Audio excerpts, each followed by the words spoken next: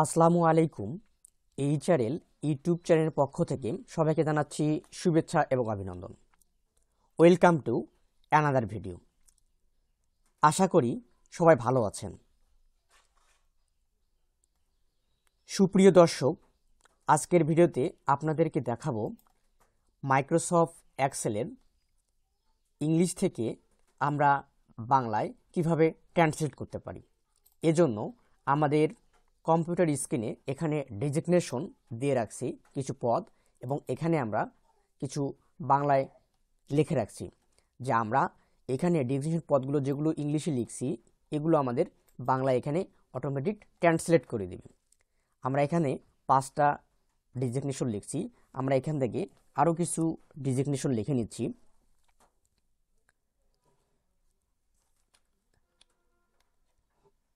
যেমন assistant manager,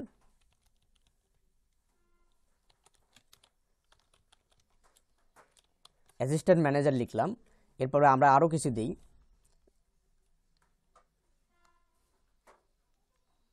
যেমন principal,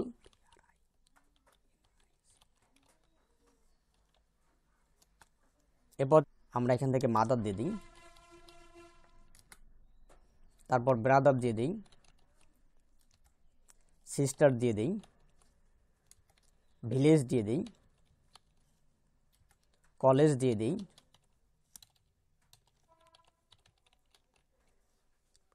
আচ্ছা, আমরা এখানে অনেকগুলো ডিজিগনেশন দিয়ে দিছি।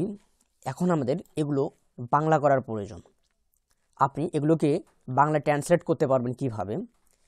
এজন্য যতদূর পর্যন্ত আপনার কলামে লেখা আছে ততদূর পর্যন্ত আপনি এগুলোকে সিলেক্ট করে নেবেন। এরপর আপনি উপরে যে রিবন বার আছে এই রিবন বার রিবন বারে ক্লিক দিবেন। ক্লিক করার পর আপনি এখান থেকে দেখতে পারবেন ল্যাঙ্গুয়েজ। এই ল্যাঙ্গুয়েজের এখানে লেখা আছে যে ট্রান্সলেট। আপনি চাইলে এই ট্রান্সলেট অল্টার শিফট 7 ফাংশনাল 7 আপনি চাইলে শর্টকাটের মাধ্যমেও ট্রান্সলেট আনতে পারবেন। অল্টার শিফট ফাংশনাল 7 প্রেস করবেন, তাহলেই আমরা আমাদের রাইট সাইডে দেখতে পারবো যে ট্রান্সলেটর নামে একটি বক্স চলে আসবে। এরপর আমাদের উপরে লেখা আছে যে ফ্রম ইংলিশ, নিচে লেখা আছে টু আমেরিকান। আমাদের এই আমেরিকানের যে ঘরে এখানে আমাদের ড্রপডাউন মেনুতে ক্লিক করতে হবে।